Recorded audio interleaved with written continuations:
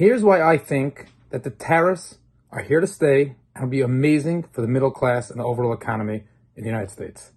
So to really unpack a couple of things, I spent the last few weeks speaking to some of the wealthiest and influential people within banking, real estate, and general business. And the one common thread across the board, I started off many calls with, what do you think of the Trump show? And I gave all types of reactions. The most common thread across the board, which I found very interesting, is that almost everyone agreed with what is happening. They disagree to the pace of how fast. They disagree, is it like a bull in a china closet? They disagree with the style. But clearly everyone agrees that the path we were currently on, and I'm not going political class path just from the last presidency, just overall, the direction where the country is heading, it can't continue this way. If you also realize that everyone that was ever running for president for the last several terms have always been talking about the same types of things, about gut out the fraud in the government and tariffs and all these types of things. But it really, when you deal with politics and you deal with the whole entire country and so many people have different opinions, think about just within our own communities. When someone gets up and someone wants to make a comment and then it affects one area of the community and how it affects a broader community and going to the next community, it starts getting complicated. Same thing happens over here. You're dealing with the whole entire world. You're dealing with the whole people play Risk. You're talking about this is not Risk. This is a real world game. So it needed somebody like Donald Trump to come into office after everything he went through, including, unfortunately, the getting shot, where he said, this is it. I finally have the country's approval and I'm going to do it. The biggest real change that he's doing now than any other president was able to do is he's playing the long game. Someone once told me China has an advantage. They could play the 500-year game. They could plan a strategy 100 years out. A publicly traded company typically gets judged quarter by quarter. The president and all the politics with how things run, he has to really make sure to not more than a 4-year plan, because in 4 years, who's going to take over office?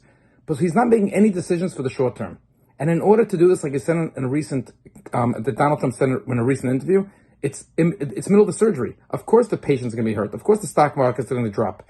But let me tell you what I think is really going on, and from the feedback that I got, is that the tariffs are here to stay. The reason why the tariffs have to be here to stay is because if they weren't here to stay, no one's going to invest in the United States to build factories here, build manufacturing. If they believe that, it's just a game up and down. Will the same percent of tariffs stay? That everyone agrees it's gonna level out at some level. But clearly, the government, the tariffs are here to stay, and it's going to bring more companies into the United States. You also have to realize about the long game. You have to realize about, I know I talk about AI, but the next frontier that's bigger than AI is really going to be robotics. Robotics are already in. Think about it. Your car, a Tesla is a robotic, right? It's a car that's able to, you can have cars driving by themselves. You have, in factories, there's robotics.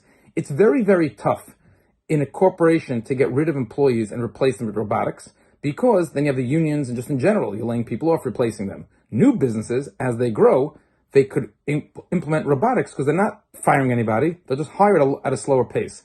I once read this book, Amazing Perspective, regarding Amazon. Amazon is getting this amazing, when they were in the growth mode, how many employees they're hiring, how they're growing. But someone realized that every time they hire like 20 people, there's some number like that, 200 people are getting fired from retail stores throughout the country. So it looks great on the way up. The reason why manufacturing went overseas, the primary reason why people outsource labor overseas is for cost. The costs are cheaper and you don't have to deal with the unions. Now, when they're with robotics and AI and automation, what's happening is these factories are able to come in to avoid the tariffs. But number two, we're able to argue to them and say, listen, you'll be able to run much more efficient factories here. Robotics is the same cost to operate robotics here, and it operates in a different country. And that difference in the tariffs and that difference in the labor cost and how much labor you're going to have could be a win. So some people look at it like you see AOC and Bernie Sanders talking about how the rich are going to get so much richer and the poor are going to get poorer. There's no more middle class. I disagree. I happen to think that for the first time, the ultra rich are going to run into a problem, because the ultra rich, up until automation and AI and robotics, once you had a company the size you have, it's some of the largest corporations and the tech companies. Look what happened at Google.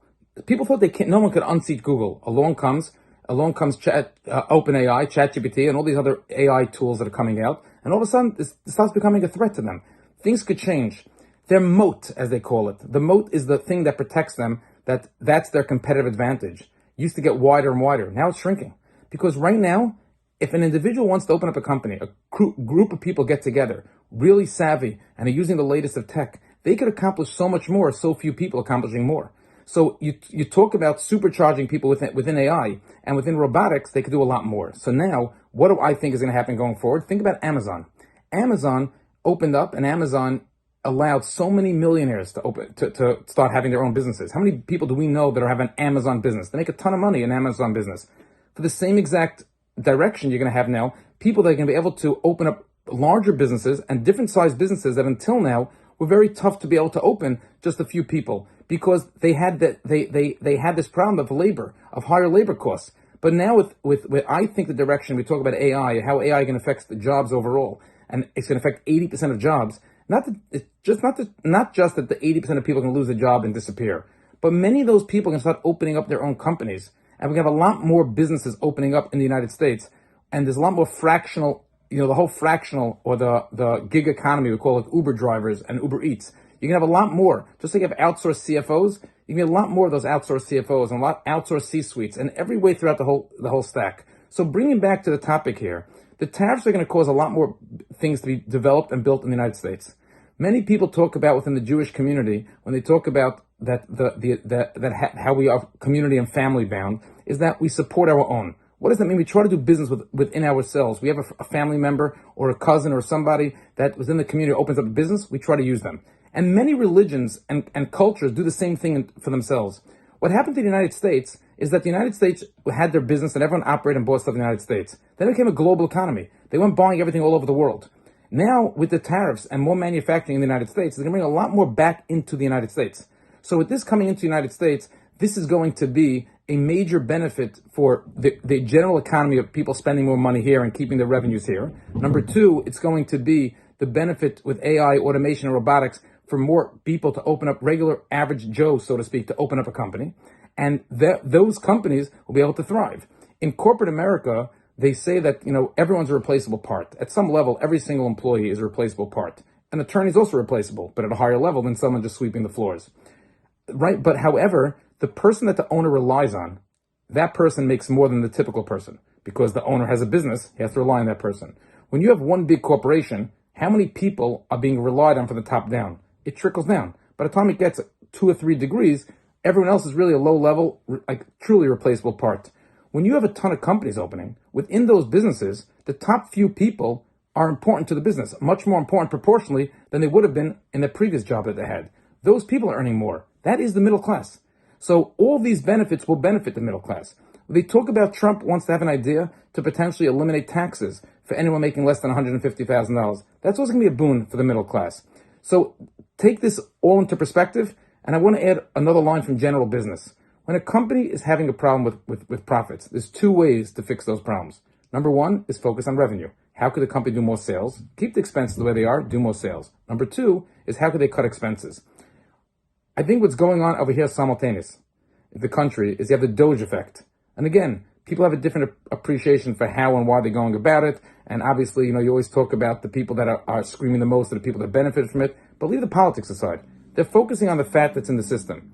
That every business, every corporation over time that ends up having a certain level of fat, and you have to hit the reset button. That's really what Doge is doing.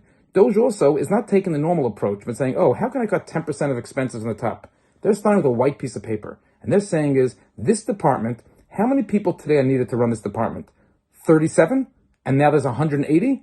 It looks like they got rid of 143 people. Wow, they're cutting down. No, it's the other way. They only needed the 37. In some areas, they're not going to cut as much because they're really looking from the ground up. But they're focusing on the cutting of the expenses.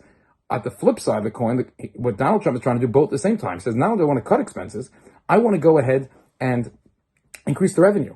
How can we go ahead and keep more revenue and more business in the United States, keep cycling that in the country, plus with the revenue that comes in from the tariffs and putting this all together?